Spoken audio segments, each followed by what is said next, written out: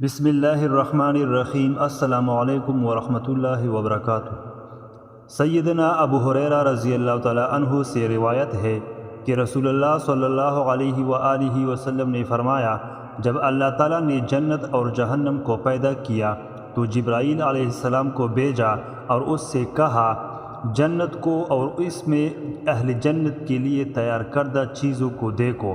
انہوں نے جنت میں آ کر اسے دیکھا اور وہاں اللہ تعالیٰ نے اہل جنت کے لیے جو کچھ تیار کیا ہے اسے بھی دیکھا، اور اللہ تعالیٰ کی طرف واپس آ کر کہا، تیری عزت کی قسم، اس کے بارے میں تو جو بھی سنے گا وہ اس میں داخل ہوگا۔ ادھر اللہ تعالیٰ نے حکم دیا اور جنت کے ارد گرد ناپسندیدہ کاموں کی باڑ لگا دی گئی، اور ان کو دوبارہ حکم دیا کہ اب جا کر جنت کو دیکھو اور ان چیزوں کو دیکھو جو میں نے اپنے بندوں کے لیے جنت میں تیار کی ہے۔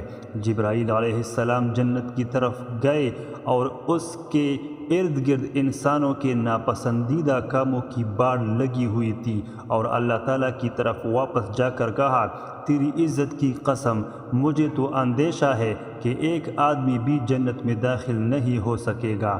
پھر اللہ تعالیٰ نے جبرائیل علیہ السلام کو حکم دیا کہ جاؤ اور جہنم اور اس میں اہل جنت کے لیے تیار کردہ چیزوں کو دیکھ کر آؤ۔ انہوں نے جا کر دیکھا کہ جہنم کے بعض حصے بعض حصوں پر چڑھ رہے ہیں۔ وہ واپس چلے گئے اور جا کر کہا، تیری عزت کی قسم، میں سمجھتا ہوں کہ جو کوئی بھی اس جہنم کے بارے میں سنے گا وہ اس میں داخل نہیں ہوگا۔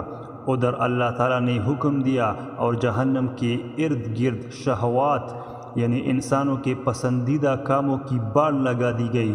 جبرائیل علیہ السلام نے ان کو دیکھ کر کہا، تیری عزت کی قسم، مجھے تو لگتا ہے کہ کوئی آدمی بھی اس سے بچ نہیں سکے گا۔